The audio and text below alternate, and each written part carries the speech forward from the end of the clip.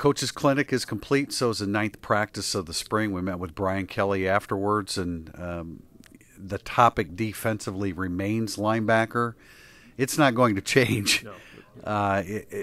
He has a couple things that he can bank on right now, a linebacker, but not a whole lot. No, you asked, it was asked specifically, is there anybody that's kind of distinguished in the rotation? And he immediately said what you would hope at this point. Asmar Bilal will be in the rotation, not committing to a position.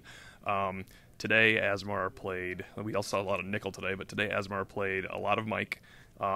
Shane Simon, interestingly enough, was the second team Mike, I thought, the whole practice, or at least all of the competitive parts of practice. So there's kind of another tweak. And Kelly mentioned what you kind of hinted at is that Jack Lamb has found his way into what Brian Kelly said, passing situations, which is code for nickel. Other than that, there's a lot of work to be done. And a lot of movement is going to continue. I thought the young receivers, just in addition to Chase Claypool and Chris Fink, who was really pretty much the star of the day, I think, along with Claypool, but the young receivers continued to develop.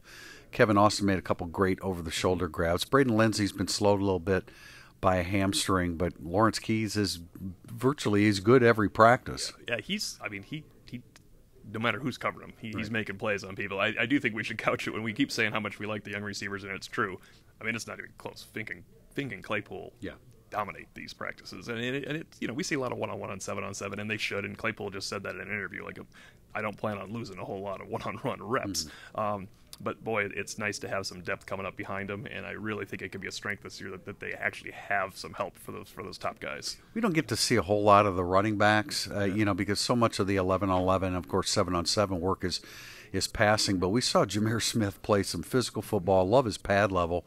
Sebo Flemister broke 3 tackles right at the very end of practice. So, and Kyron Williams, we know what Armstrong and Tony Jones can do, and those two guys are going to be real threats in the passing game. I don't know if it was quite a wheel route, but Armstrong got deep downfield early in the practice and made a grab. So those guys are going to be a real integral part of everything that they do, not only, of course, in the running game, but in the passing game. I mean, I think the versatility is the key to the backfield now. Jones is a good receiver out of the backfield, but Jafar Armstrong can split out. I talked to Jafar about it.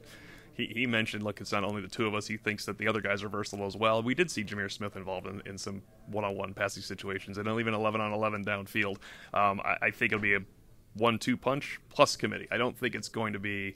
There's really only 1 year they've done this, when it was Jonas Gray and Sierra Wood. I think it will be a healthy rotation behind those two. I should mention Cole Kmet, too, because he is a significant presence in everything that they do. I thought it was the best that we've seen Ian Book throw the deep ball today. He was right on target.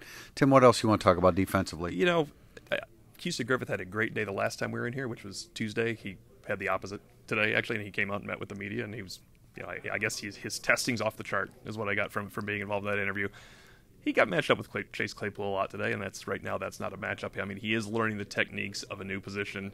I think he probably has these days where it looks like, well, he just started playing boundary corner, and then a couple times we've seen like, wow, he's really assimilated. So it's going to be a learning curve for him. That's what the spring is for, and I think if you saw today on August 15th, you'd be concerned. It doesn't resonate for me that way now because I have seen him play well also. And a lot of those matchups were against Chase Claypool, who had a really good day.